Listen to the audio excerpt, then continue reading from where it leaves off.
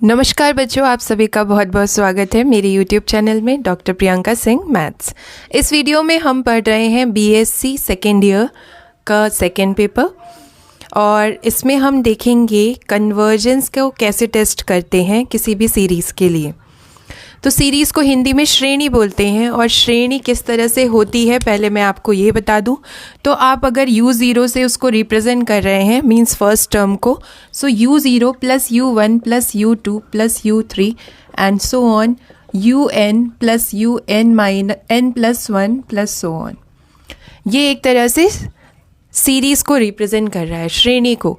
अगर इसी को आप समेशन करके लिखेंगे, आप जानते हैं प्लस का मतलब समेशन होता है, तो समेशन में लिखेंगे तो ये हो जाएगा U I and I equal to 0 to infinity. So ये है सीरीज़ को रिप्रेजेंट करने का तरीका।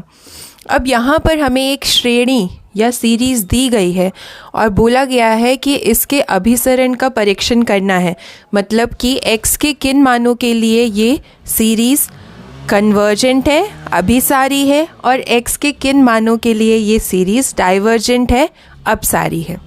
ये चीज़ हमें यहाँ पर टेस्ट करनी है।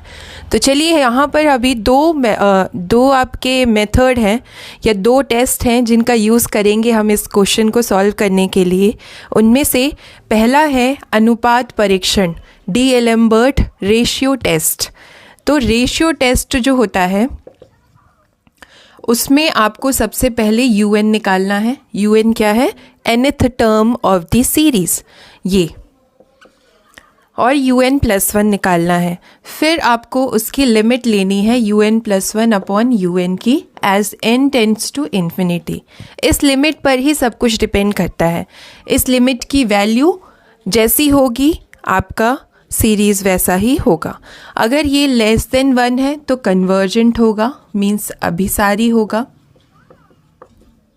अगर ये ग्रेटर देन 1 है तो अपसारी होगा, और ये अगर इक्वल टू 1 है तो इस केस में हमारा टेस्ट फेल हो जाता है और हम सेकेंड टेस्ट यूज़ करते हैं जिसको कहते हैं राबीज टेस्ट। ठीक है, राबीज परीक्षण।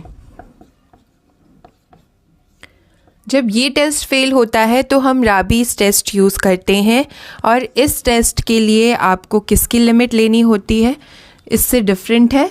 यहाँ पर आपको इसका reciprocal means un upon un plus 1 निकालना है, उसमें से -1 करना है और ब्रैकेट के बाहर n लेना है। इसकी लिमिट आपको निकालनी होती है। इसकी लिमिट पर ही डिपेंड करता है आपका कन्वर्जेंस और डाइवर्जेंस। सो आपको ये चीज़ बहुत इम्पॉर्टेंट है, ये जो हम रेशियो टेस्ट में ये लिमिट ही निकालनी होती है, राबीज टेस्ट में यही लिमिट निकालनी है। ये चीज़ आपको याद करनी पड़ेगी। और इसमें थोड़ा सा डिफरेंट है, ये अगर ग्रेटर देन 1 है तो अभिसारी होगा आपका टेस्ट मीन्स सीरीज़, और लेस देन 1 है तो अपसारी होगा, एंड इक्वल टू 1 पे ये अगेन टेस्ट फेल हो जाता है, फिर हम अनदर टेस्ट यूज़ करते हैं। सो ये है तरीका। अब यहाँ पर जो हमें क्वेश्चन गिवन है,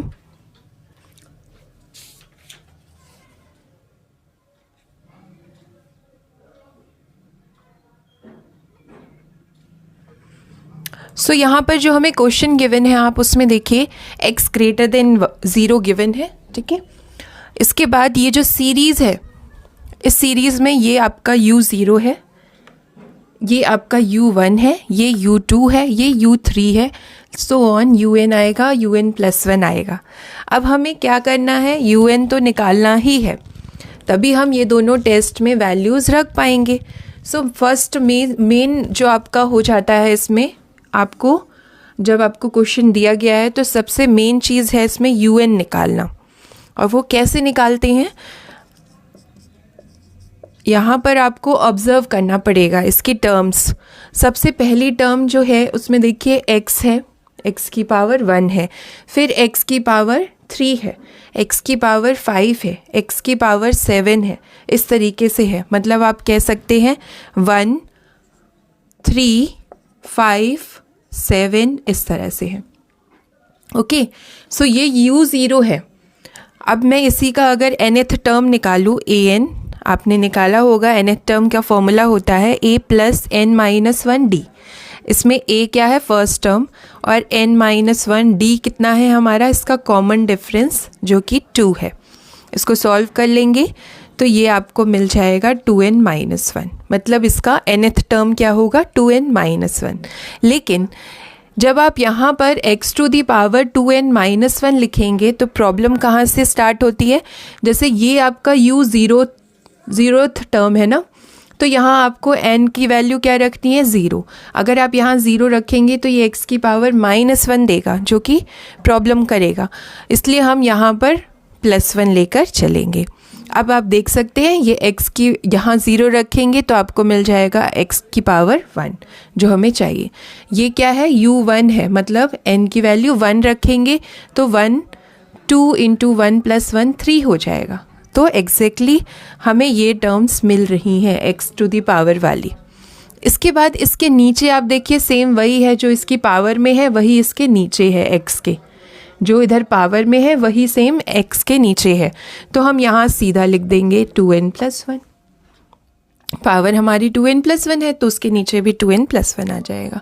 अब इसके आगे जो चीज़ है, जैसे यहाँ तो कुछ नहीं लिखा है, 1 है, इधर पर 1/2 है, इधर पर 1/2 3/4। तो ऊपर वाली सीरीज़ आप देखिए 1 1 इंटू 3 1 इंटू 3 इंटू 5, सो इस तरह की सीरीज़ बन रही है 1 3 5 7। तो इसकी nth टर्म मैंने अभी निकाल के बताई थी, 2n माइनस 1 होगी, तो ये 1 3 5 7 और dot dot dot 2n minus 1 तक जाएगा जब आप nth टर्म निकालेंगे, क्योंकि यहाँ पर ये 0 टर्म थी, इसमें तो कुछ नहीं था। फर्स्ट टर्म में एक ही है 1/2, सेकेंड टर्म में 2 है, ऊपर चेक करेंगे तो 1.3 है 2, थर्ड टर्म में 1 3 5 है, तो nth टर्म में क्या होगा 1 3 5 7 dot dot dot 2n minus 1। अब डिनोमिनेटर में देख लीजिए, यहाँ क्या है 2 है सिर्फ, ये है 2.4, ये है 2.4.6, तो ये थर्ड टर्म तक। अब nth टर्म में क्या होगा 2n, क्योंकि ये 2 का मल्टीपल है ना, 2 मतलब 2 n की वैल्यू 1 रखेंगे तो 2 मिलेगा, n की वैल्यू 2 रखेंगे तो 2.4 हो जाएगा। इस तरीके से कहाँ तक जाएगा 2n तक। सो सबसे इम्पॉर्टेंट यहाँ पर यही है un निकालना। मैंने आपको बता दिया है बहुत ही अच्छे से un कैसे निकालते हैं। अब नेक्स्ट स्टेप में हमें क्या निकाल लेना है, un प्लस 1, तभी हम लिमिट फाइंड आउट करेंगे। सो un को थोड़ा सा हम अरेंज करके लिख देंगे जैसे कि हमारे क्वेश्चन में दिया गया है। पहले ये लिखा है उसके बाद है x to the power 2n plus 1 upon 2n plus 1। अब हमें n प्लस 1th टर्म निकालना है, तो ये तो डॉट जो है आपका n तक वो तो एज इट इज़ रहेगा, ठीक है। आप देख रहे होंगे फर्स्ट टर्म में एक ही टर्म थी, सेकेंड में 1 और 2, थर्ड में 1 2 3, इस तरह से nth टर्म में n तक लिखा हमने। n प्लस 1th टर्म में एक और बढ़ जाएगा, n की जगह पर आप n प्लस 1 लिख देंगे इसमें 2n माइनस 1 में, तो वो n प्लस 1th टर्म मिल जाएगी। सेम डिनोमिनेटर में करेंगे, 2n तक ऐसे ही रहेगा, यहाँ पर 2n प्लस 1 लिख देंगे, मतलब इस n की जगह मैंने n प्लस 1 लिख दिया है। ऐसे ही यहाँ पर लिखना पड़ेगा x की पावर, अब इसको नहीं लिखना है, ओके, इसकी पावर में n की जगह n प्लस 1 करके लिखना है, क्योंकि ये तो एक ही है ना, सिंगल सिंगल है, ये है ज़रूर सीरीज़ में लिखा हुआ पूरा, है ना।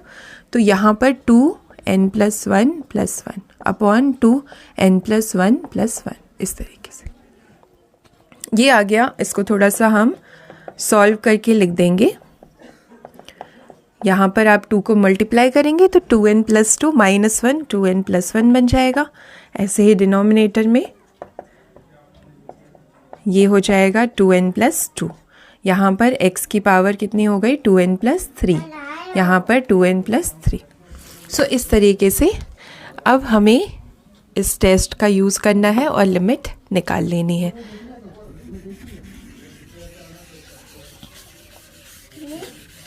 ये टेस्ट आप लिख लीजिएगा साइड में, इसका यूज़ अभी हम करते हैं। सबसे पहले लिमिट निकालेंगे और फिर टेस्ट को अप्लाई करेंगे। सो नाउ लिमिट निकाल लेते हैं। n tends to infinity un plus 1 upon un। इसकी लिमिट निकालने के लिए यू एन प्लस वन की वैल्यू रखेंगे और यू एन की वैल्यू यहाँ रख देंगे। यू एन प्लस वन की वैल्यू है 1357 2n minus one 2n plus one upon 246 2n plus 2 और x to the power 2n plus 3 upon 2n plus 3 divided by u n की वैल्यू जो कि है 1357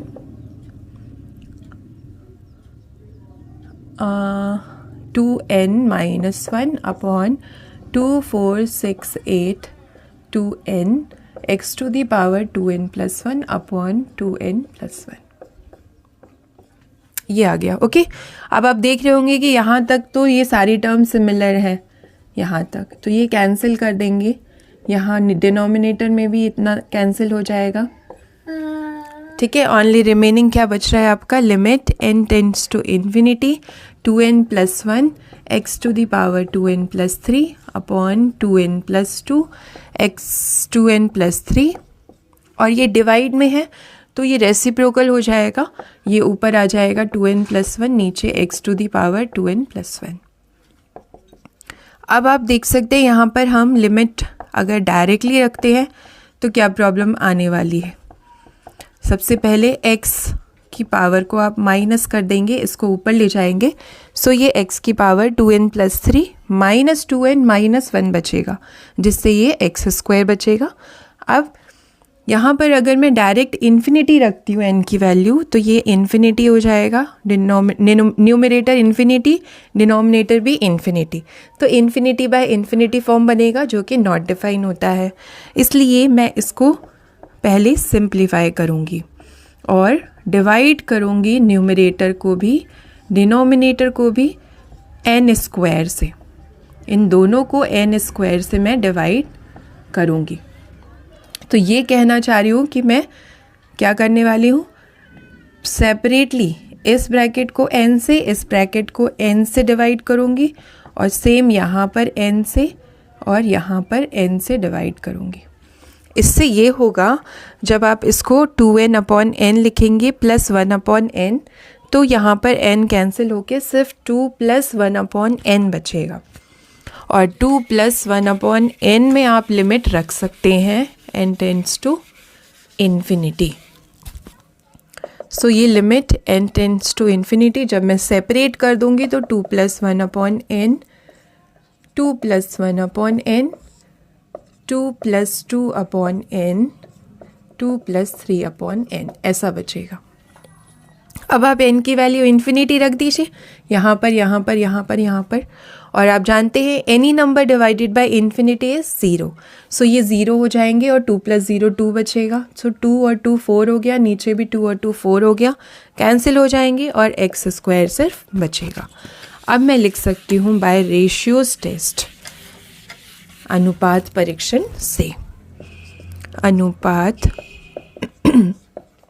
परीक्षण से आपको मैंने बताया था if x square is less than 1 श्रेणी क्या होगी हमारी, श्रेणी अभिसारी होगी। एंड इफ यदि x स्क्वायर ग्रेटर देन 1 होगा तो श्रेणी क्या होगी, अपसारी। और x स्क्वायर इक्वल टू 1 होगा तो श्रेणी, तो हमारा टेस्ट फेल हो जाएगा, परीक्षण फेल हो जाएगा, परीक्षण असफल होगा। और इस कंडीशन में हम another test, Raabe's test apply करेंगे, सिर्फ इस कंडीशन में। इन दोनों के लिए तो एग्जैक्टली हमें क्लियर हो गया है, लेस देन 1 पे श्रेणी अभिसारी है, ग्रेटर देन 1 पे अपसारी है। हम इस पे और चेक कर लें कि अभिसारी है या अपसारी, तो हमारा आंसर आ जाएगा। अब हम राबीज परीक्षण लगाएंगे।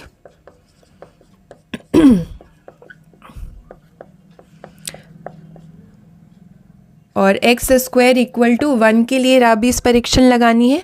उसमें मैंने लिमिट बताई थी आपको किसकी निकालनी होती है, un upon un plus 1 minus 1 and bracket के बाहर n, इसकी लिमिट निकालनी होती है। इसी की लिमिट पर निर्भर करता है हमारा कन्वर्जेंस और डाइवर्जेंस। अब इसकी लिमिट मैं डायरेक्ट निकालने वाली हूँ, जो हमने पहले किया था उसका यूज़ करके। देखिए un+1 अपॉन un की लिमिट ये आई थी, ये थी, है ना, मतलब ये था एक तरह से सोल्यूशन। तो मैं इसी को डायरेक्ट यहाँ पर लिखूँगी, सिर्फ रेसिप्रोकल कर दूँगी, तो ये आ जाएगा हमारा n बाहर है, यहाँ पर 2n+1 अपॉन 2n+2 2n+3 -1। अच्छा गलत हो गया है, इसको रेसिप्रोकल करना था हमें, मतलब यहाँ 1 रहेगा, बस इतना सा मिस्टेक है। यहाँ पर 2 आएगा, यहाँ पर 3, ये 1, ये 1। ओके, सो इसकी लिमिट हमें फाइंड करनी है राबीज टेस्ट में। अब यहाँ पर जो x² था उसकी वैल्यू मैंने 1 रख दी है, क्योंकि ये हम पर्टिकुलर x² = 1 के लिए अप्लाई कर रहे हैं। अब यहाँ पर आप इसको सिंप्लीफाई कर लीजिए, पहले एलसीएम लेंगे तो ये 2n, इसको ब्रैकेट को खोलेंगे तो ये 4n² plus 6n plus 4n plus 6, यहाँ पर 2n+1 का होल स्क्वायर होगा, जो कि a² plus b² plus 2ab के बराबर होता है। तो ये a² plus b² plus ab मतलब 4n।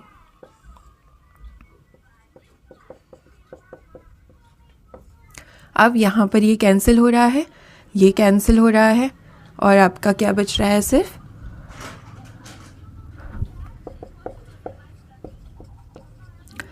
यहाँ पर 6n plus 5 divided by 4n² plus 4n plus 1। Again आपको क्या करना है, लिमिट रखने से पहले इसको n² से डिवाइड कर लेना है, नहीं तो ये इन्फिनिटी बाय इन्फिनिटी फॉर्म देगा। तो हम n² से डिवाइड करेंगे इस तरीके से, ये कैंसिल होता है, यहाँ पे ये क्या बचेगा, 6 + 5/n, और n की वैल्यू इन्फिनिटी रखेंगे तो 6 बचेगा, और डिनोमिनेटर में आपका क्या बचेगा, सिर्फ 4, क्योंकि यहाँ पर 4 बचेगा, यहाँ 4/n होगा, तो n की वैल्यू इन्फिनिटी रख देंगे तो 0 हो जाएगा। और इसको काटेंगे तो आप 3/2 मीन्स 1.5 आ रहा है, 1.5।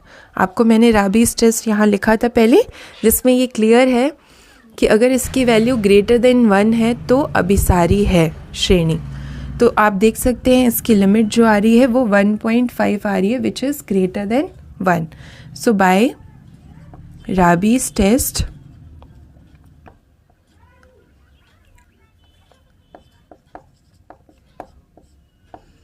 परीक्षण से दी गई श्रेणी अभिसारी है।